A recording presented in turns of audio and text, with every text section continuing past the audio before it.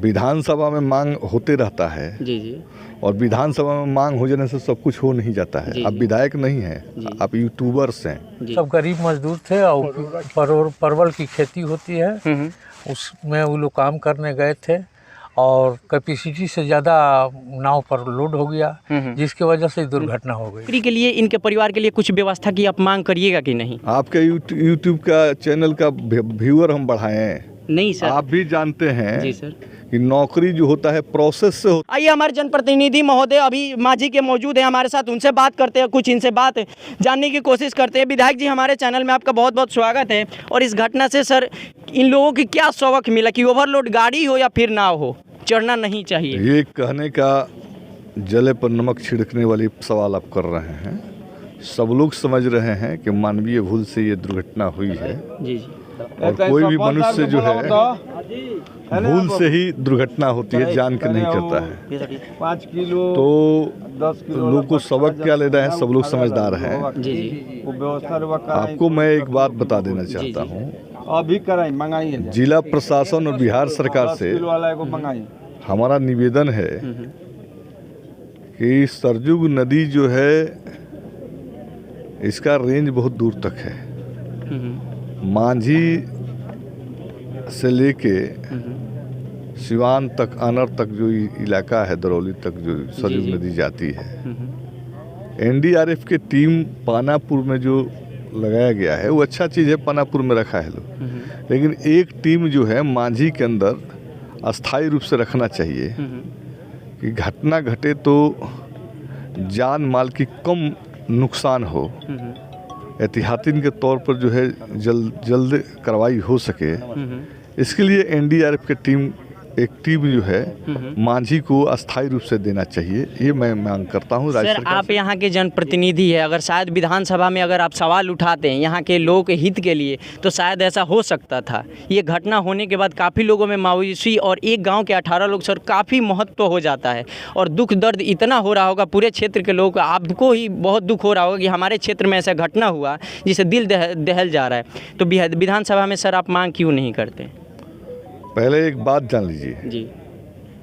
विधानसभा में मांग होते रहता है जी जी।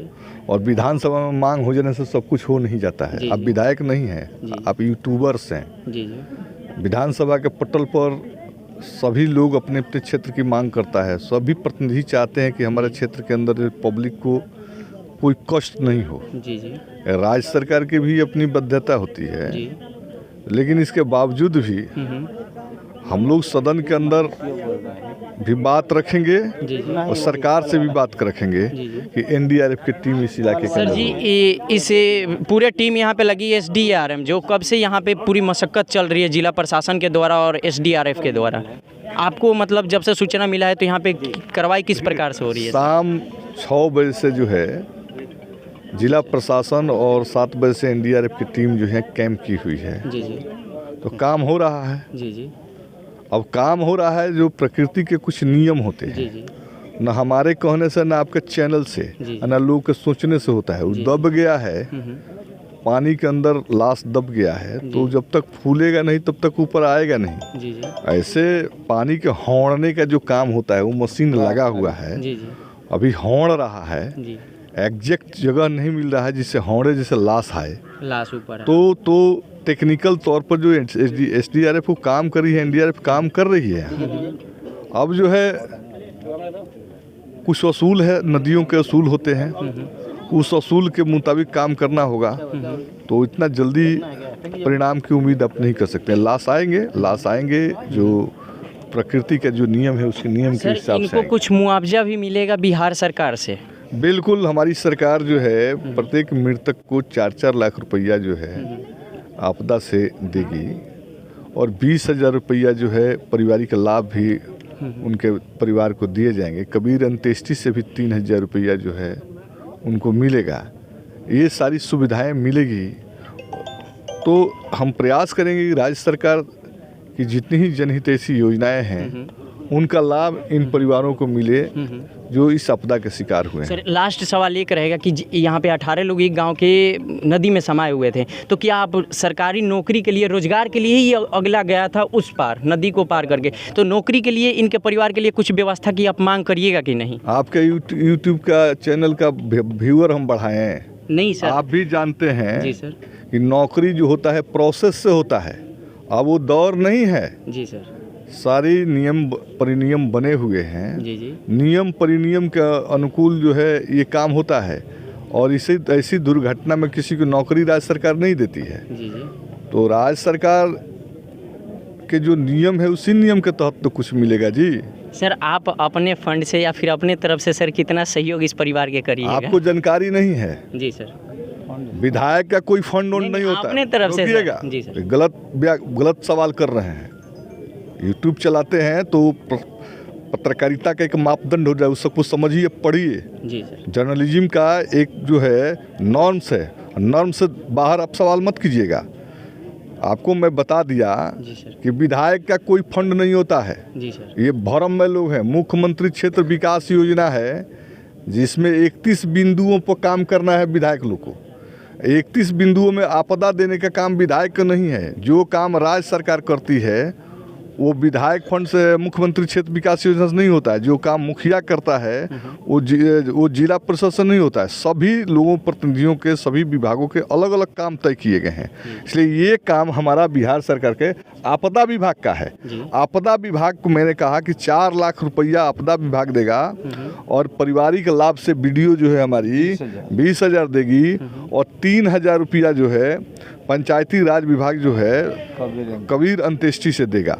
देखिए विधायक जी के द्वारा कई प्रकार से कई सरकार की योजनाओं को जिस प्रकार से इनको मुआवजा मिलेगा वो सब बता दिया गया, और विधायक जी के द्वारा ये भी कहा गया कि हमारे कहने से नौकरी, आपके कहने से नौकरी नहीं मिल जाएगा। जैसे कि आपने सुना कि मटियार में एक बहुत बड़ी घटना हो गया है नदी में नाव पलटने के कारण। यहाँ पे हमारे पूर्व जनप्रतिनिधि पहुंचे हुए, इनसे हम बात करेंगे और जानने की कोशिश करेंगे कि कैसे ये घटना हुआ और ये लोग आकर के फिर इनका मदद क्या रहा। सर हमारे चैनल में बहुत बहुत स्वागत है। बहुत बहुत धन्यवाद। यहाँ पे कैसे सर घटना हो गई? अब तो ये हमको भी पता नहीं है। यहाँ के निवासी लोकल लोग जो हैं फ़ोन किए तो हम लोग आए। क्या मतलब आपको सर जानकारी मिली कि कैसे घटना क्या हुआ है यहाँ पे? हाँ, हम लोग को तो इतना ही जानकारी मिला कि नाव पलट गया है। उस पर 18 लोग थे। सवार 18 लोग थे? सवार 18 लोग थे, और 11 बरामद हुए हैं और 2 मृत्यु में हैं और कुछ न पता है अभी। हाँ, 11 लोगों की मतलब बरामदगी हो गई है? हो गई है, जिसमें 2 आदमी मरे हुए हैं और 9 आदमी जिंदा है। तो इस पे आप लोग की सर क्या प्रतिक्रिया रहेगी? अब हम लोग सरकार से व्यवस्था करवाएंगे कि इस पे कुछ मुआवजा की मांग की जाएगी सर? हाँ, मुआवजा तो सरकार ऐसे भी देगी, मांगने की कोई ज़रूरत नहीं है। सरकार का नियम है कि जो भी इस तरह की दुर्घटना होती है प्रत्येक व्यक्ति को 4 लाख रुपया दिया जाता है। तो सर किस प्रकार से ये घटना हो गई? वो लोग काहे के लिए नदी में किस टाइम पे गए थे, इसकी जानकारी सर? देखिए, लोग मजदूर क्लास के लोग थे और वो लोग मजदूरी करने मछुआरा तो नहीं थे सर? नहीं, मछुआरा नहीं थे। वो सब गरीब मजदूर थे और परवल की खेती होती है, उसमें वो लोग काम करने गए थे और कैपेसिटी से ज़्यादा नाव पर लोड हो गया, जिसकी वजह से दुर्घटना हो गई।